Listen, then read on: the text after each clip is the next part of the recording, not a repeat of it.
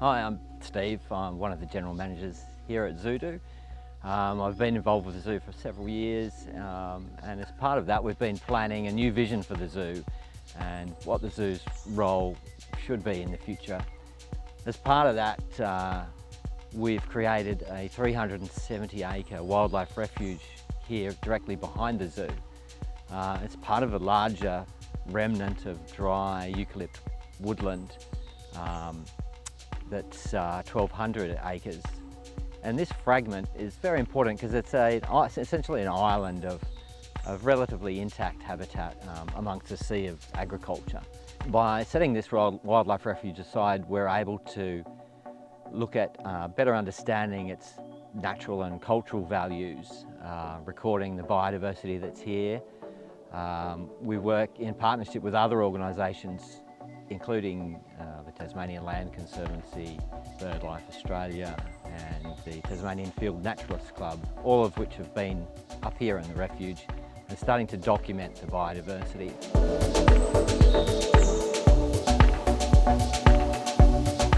We're up to 350 living species that we've recorded here, which includes everything from fungi to insects, vertebrate animals, plants, and we're continuing to inventory the biodiversity of this area so that we can better understand and appreciate the values that it has.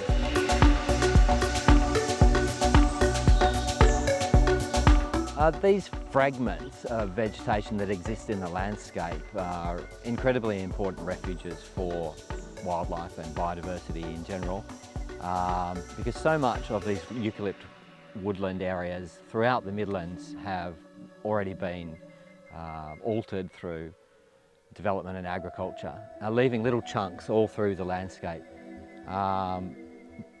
By preserving them and then endeavouring to create corridors between them, it enables the wildlife and other biodiversity to potentially be able to move between these refuges across the landscape, and that's very important as the climate's changing, and also for some animals they're in very tiny populations and they need that connectivity to be able to remain in the landscape.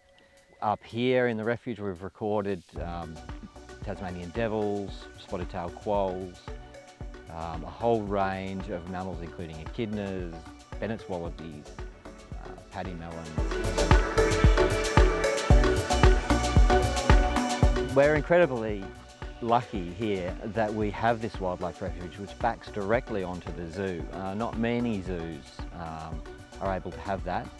Most zoos endeavour to preserve wildlife in the wild, but here we're able to do it right in our own backyard, which is a really special and unique thing that we feel incredibly lucky to be able to do.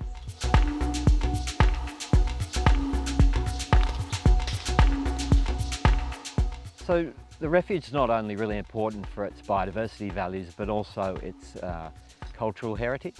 We've been very lucky to register some cultural heritage sites here with Aboriginal Heritage Tasmania. There's been a scatter of rock artefacts located here, and that's now on the register, and we're also working to protect that site.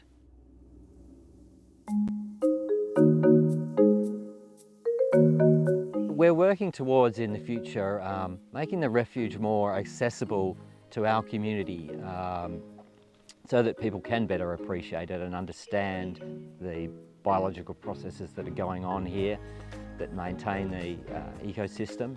School groups, community groups, as we move forward, we'll be bringing them into the refuge to undertake all kinds of activities and community citizen scientist projects where they can assist in helping us both document and monitor the biodiversity here. As zoos continue to evolve and their role in society continually is changing to meet the needs of maintaining the biodiversity of our planet,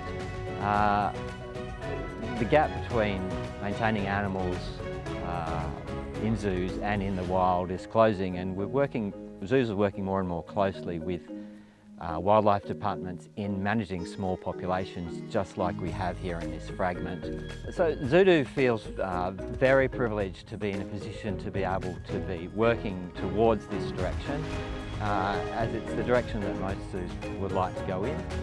We're only a small zoo, but we're doing big things.